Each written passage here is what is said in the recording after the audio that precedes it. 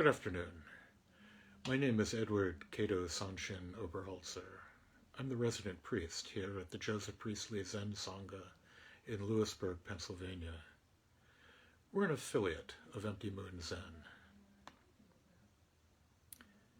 At the end of a long day of Seishin, the timekeeper, the Jikijutsu, and the attendant, the Jisha, leave the assembly, go into the hallway, run through drum, woodblock, and gong, and finally, the Jisha, in the persona of the ghost, intones, "Let me respectfully remind you, life and death are of supreme importance. Time swiftly passes by and opportunity is lost. Each of us should strive to awaken. Awaken. Take heed. Do not squander your life." And just so, Shito Shinkuan ends his Sandokai, that poem we just chanted, with a similar injunction. "I respectfully urge you who study the mystery, do not pass your days and nights in vain." This is deadly serious. This is life and death.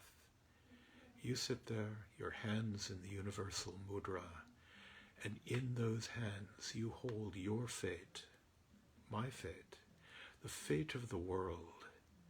Do not let it go.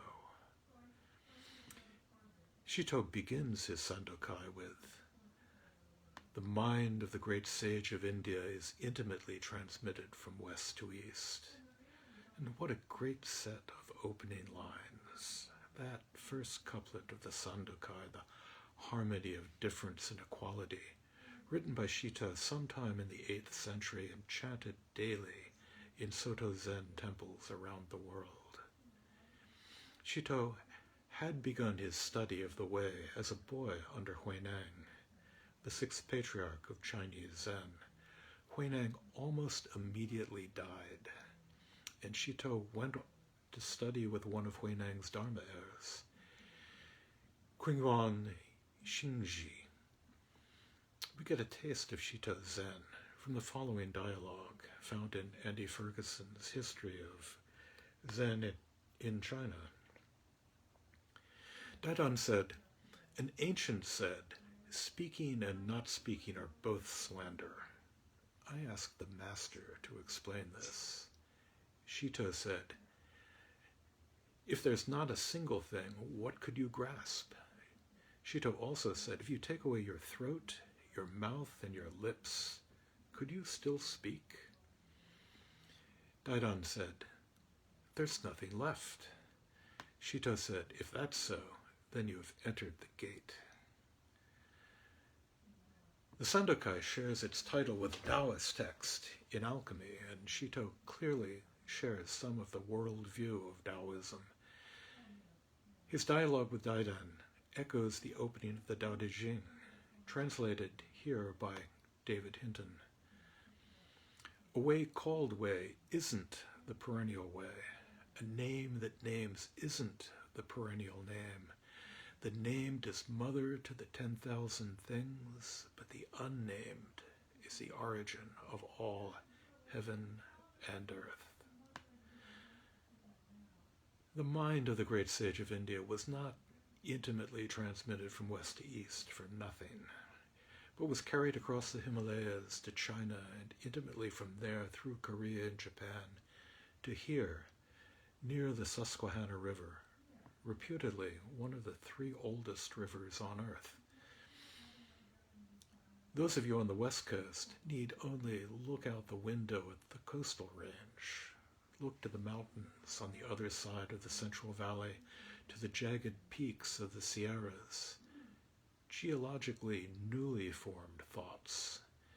Here in Pennsylvania, the once immense Appalachians, stretching from Georgia through Maine, and in pieces across the Atlantic to the Scottish Highlands and the mountains of Norway. These have worn down over what seem to be kalpas to mere echoes of the rock-bound thoughts of the earth. everything changes, sometimes over years as numerous as the sands of the Ganges. Traditionally, Soto priests don't comment on the Sandokai until towards the end of their lives. I've wanted to do it for some time, and just this past week I received my second COVID vaccination, so you would think that thoughts of impending death would be that much further removed. But here it is, and now there's an interestingly niche sensation of looming old age, particularly niche here in central Pennsylvania. Shito sees dichotomy after dichotomy and all resolved into the one. And so we have northern and southern ancestors, light and dark, front and back feet, boxes and lids, and arrow points meeting, all pointing us to that one, and from that one back to the many. Two sides of a coin so thin that back and front can't really be distinguished. Among human beings are wise ones and fools, but in the way there is no northern or southern ancestor. We've long since left behind the conflicts from early Zen between the northern and southern ancestors, there in the early years of the Tang dynasty. But all of those dualities that Shito points to in the Sandokai are still with us. Darkness and light play through the poem. Darkness, that source of all things. David Hinton, who sees Taoism run rampant through Zen, talks not of classic emptiness, but rather of an absence that is the source of the 10,000 things. That darkness that dances with light, dancing like the foot before and the foot behind in walking, like the leaves that spread forth according to the roots from trunk and branches, sharing that essence. Out of this absence, out of this darkness, and into the light, the spiritual source shines clear in the dark. The branching streams flow on in the dark. But Shito plays with light and dark, for just as darkness can give rise to all things, so all things shine forth in that light. Light and dark are one. Form is exactly emptiness. Emptiness exactly form. And the dark makes all words one.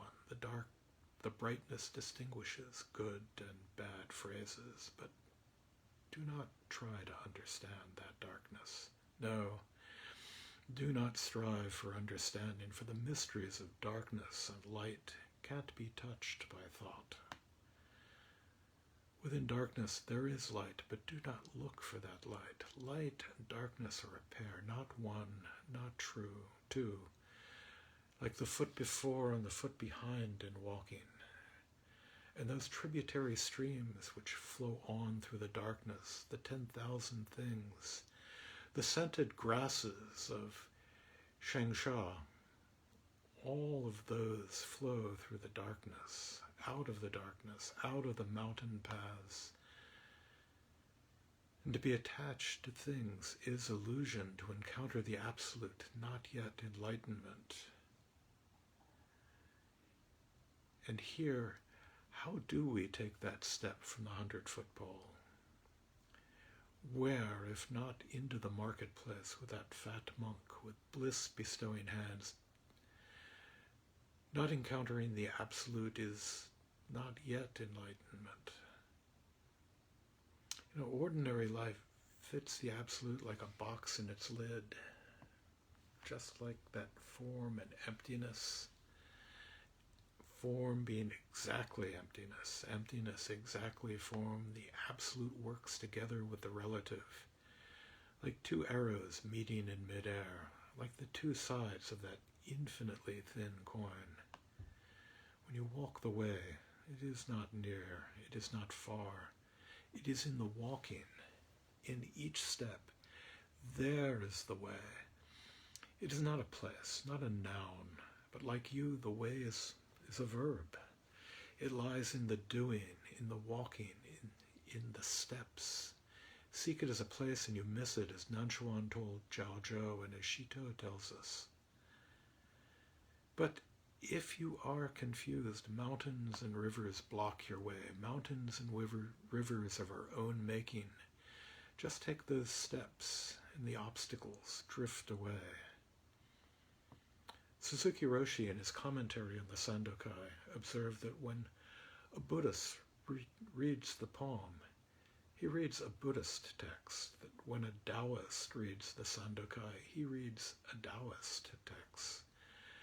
And when Shito sings the Sandokai to us, he sings a text not from Buddhism, not from Taoism, but from life itself.